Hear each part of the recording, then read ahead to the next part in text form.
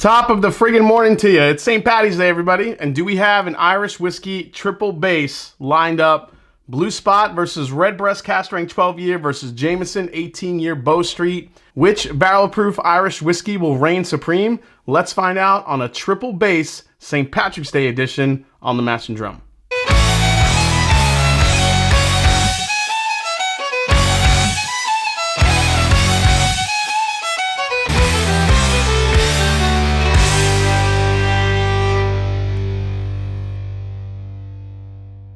What's up, folks? I'm Jason C, and welcome back to the Mash and Drum. Like, subscribe, share, and welcome to today's triple base episode. A great suggestion from one of my viewers. If you have any suggestions for some head-to-head matchups, leave them below down in the comments. So let's learn a little bit more about today's matchups in each of these bottles. So let's start with Blue Spot. Their name is derived from Mitchell & Son's practice of marking their maturing casks of whiskey with a mark of colored paint to determine the age potential of the whiskey. Blue Spot is matured for no less than 7 years in bourbon casks, sherry butts, and Portuguese Madeira casks, all bottled at cask strength, 118 proof, and priced here around me in Ohio for about 135 bucks. Made from a mash of malted and unmalted barley and then triple distilled in copper pot stills, Redbreast 12 cask strength boasts the flavor of distinctive qualities of pot still whiskey. Matured in a combination of bourbon seasoned American oak barrels and Oloroso sherry seasoned Spanish oak butts. This one in particular is bottled at 112.6 proof and priced at about 100 bucks. Launched to the world in 2018, Jameson's 18-year Bow Street is their rarest release and is bottled once per year cask strength. It's a special blend of rare pot still and grain Irish whiskeys produced at the Middleton Distillery, aged for 18 years. Mine is bottled at 110.2 proof, and this one you could find generally for anywhere from 200 to 250 bucks. All right, so all I'm gonna do is mix these up. I'm gonna judge them based on nose, palate, and finish, see which one I like the best. And, you know, we'll see if one dominates or if it becomes a little bit closer than I think it's gonna be. Here we go. Well, I could really smell the sherry in the first one. A lot of dark fruit here. Those nice shortbready, like honey butter notes you get sometimes with Irish whiskey is here. Man, it's jammy. It's buttery. Super sweet. That smells really good. The first one, I'm digging it. Second one is not as interesting on the nose. This one's a little bit more traditional. Little tropical notes coming through here that you get sometimes on some of the higher aged Irish whiskeys. Slight hint of mango, maybe some pineapple too. You really get the barley here. I do get some cask influence here too. Definitely some fruit forward notes. But yeah, not as punchy as the first one though. The first one really, oh my gosh. The first one smells like raspberries now. That's freaking ridiculous. All right, third one. Wow, third one smells like wine. I wonder if that's the Blue Spot. Comes off very, very wine forward. I don't know which one I like more here. I think the last place here is the second one. Man, this first one, I freaking love it. The first one is just straight up raspberries and cream. The third one is a little bit more wine forward. So I'm gonna have to go with glass one here. Glass one is just straight up raspberries. Raspberry, chocolate covered raspberries on the first one. All right, let's see how the palate goes. Here we go.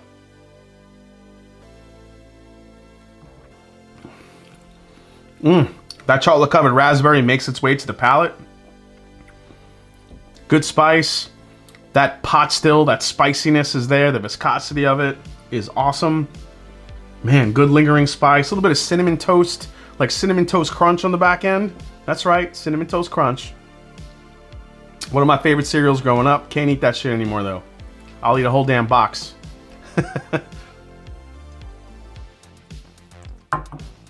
Man, the spice just hits the back of your palate. It is so good.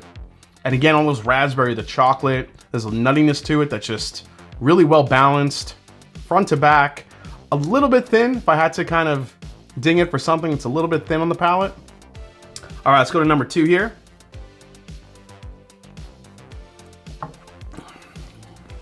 Ooh, number two, just like the nose, I get a lot of those tropical notes. Again, pineapple, mango, spice. This one isn't as forward on the palate as the first one is. This one's a little bit more tamed down actually.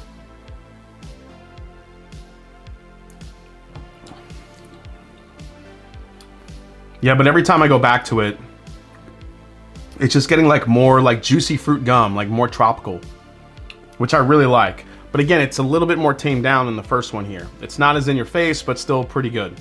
All right, third one. This is the one that was getting a lot of wine influence on it. Still getting it. All right, let's go to the palate here. Oh, the palate on that one is freaking good. Ooh.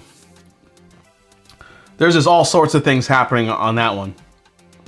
This one probably has the most depth of flavor, I think. Oh, it's got a nice finish. It's extremely fruit forward, but it has that wine aspect to it. It's very peppery, very spicy. This thing is just all over on the palate. I'm getting sweet, I'm getting a little savory, getting some nuttiness here. This is just dark and delicious. This is like bright and fruity and spicy, and this is tropical. Which one do I like more? I'm gonna have to go with number 3. Number 3 on the palate is an absolute flavor monster. One last sip of this third one here. It's good, yeah. I'm gonna have to give the palate to number 3 here. So nose to number 1, palate to number 3. Now it's gonna come down to who wins finish. Unfortunately, number 2 isn't stepping up to the other 2. So we'll see what those are. The finish on the first one. Peppery, spicy, it just goes. Still going. I don't even think I really have to try number 2. Number 2 didn't really have much of a finish. I love the palate and the flavors, but the finish is just lacking a bit. It's there, just not enough going on. And then number 3. Number 3 has a finish too. It's really between number 3 and number 1. We have nose, we have palate. Who has the better finish though? I think number 3 has a longer lingering finish, whereas number 1 is like a quick punch finish. Yeah, I think I gotta give the slight edge to number 3. Slight edge to number 3. So we have glass 1, which wins on the nose. Glass number 2, which really didn't stack up to either of these 3. And then glass 3, which I think won on palate and finish. I think which takes the crown in this triple base on St. Paddy's Day. Let's see what got last place. I had a feeling, only because there's real no cask maturation here, and it's the Jameson Bow Street, the $200 bottle. Now that's not to say this is a bad whiskey. I love the tropical flavors in this whiskey, but compared to these other two, there just wasn't enough going on. Now you do have to take into account that it is 18 years old, so the longer, barley ages over that course of time, it definitely mellows out more. But man, it was definitely miles behind 1 and 3 on the finish, mainly. So let's go to second place. See what the raspberry chocolate one was. This one almost won. And it's the Redbreast 12 cask strength, which means Blue Spot. Blue Spot 7-year cask. Now Blue Spot is not the lowest whiskey, the lowest age of whiskey in this bottle is 7 years old. It's actually got some pretty old whiskey in here. So it was able to go right up against these. And man, I think just the mix of casks and how it's matured, the finish on it, the amount of flavors I was getting, how deep, dark, and rich it was. Man, but when you nose these two, the Redbreast just came off like straight up chocolate covered raspberries, and the Blue Spot, it smelled like it was wine finish. Like you can get like some of that mustiness from like a good old wine, which makes sense with all the different finishes in here. I think it was mainly the Madeira that was coming through. All right, guys, I hope you enjoyed this triple base episode with Redbreast 12-year cask strength versus Jameson 18 Bow Street versus Blue Spot. Blue Spot taking the crown. Hope you enjoyed it. If you did, hit that subscribe button below. Please hit the like button. If you haven't yet, find me on Instagram, find me on Twitter. Let me know what you think of all 3 of these. Did you predict the winner? And before we go, as always, I'm going to make a little blend here of all 3. We're just going to call this one the Irish Eyes. We'll call this one the Irish Eyes. All 3 cask strengths together to form one formidable Irish whiskey. The nose is fantastic. I'll give you that. Okay. All right, I see you. Man, that smells good. That smells good, Irish Eyes. All right, here, let's try it.